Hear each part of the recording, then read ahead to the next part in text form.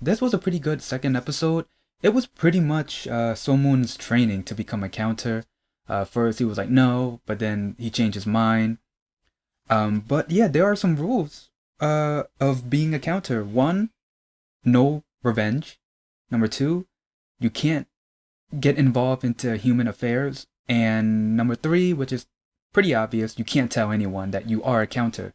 So yeah, it's just his training to become a good counter. They hazed him. It's not the type of haze like you would think of like a sorority or whatever, but it was pretty much their type of hazing was seeing how high he can jump and have some paint in his hands and it'll be his spot. So we saw their hands on the wall, but then once he jumped, he pretty much jumped to the top of the wall, and then he saw another hand, and that's Cholajong, I think that's his name. So yeah, he is definitely there to be on the same level as him. So he is definitely going to be the strongest counter in this drama. One thing kind of shocked me was Motak's pass, I guess. So he was the one that fell off the building at the beginning of the first episode. And Somun's dad knew him. I mean, they contacted each other. And that was definitely before he became a counter. Now, I don't know what type of situation he was in, but it was definitely a fight. It was who knows how many against one, and then he fell off the building, landed in a car, and around the same time, that's when Somun and his parents got into an accident. Oh, that's crazy.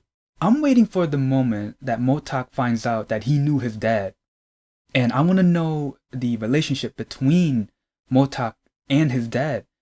It didn't really give much information in the first episode other than they were calling each other. So, I mean, since Motak lost his memory, so maybe, I don't know, they could be related, family, maybe, or his dad's friend, I don't know.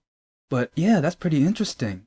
I do hope that Motak is not involved in his, well, I hope Motak is not involved in Somun's parents' death. I hope he's not, because he's actually a pretty cool character.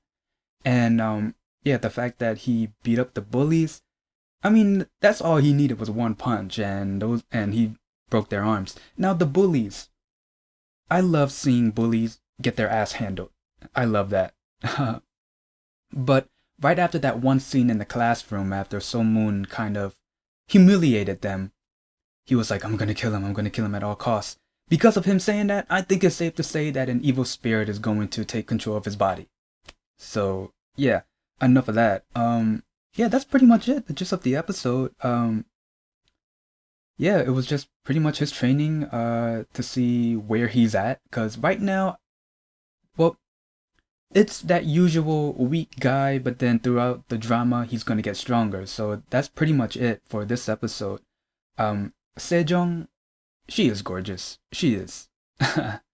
Man, like, I believe it was a basement, but I guess her gym, when she was when she was getting warmed up, I'm like, oh my god. I didn't want to make it too obvious on camera, but man, she was gorgeous.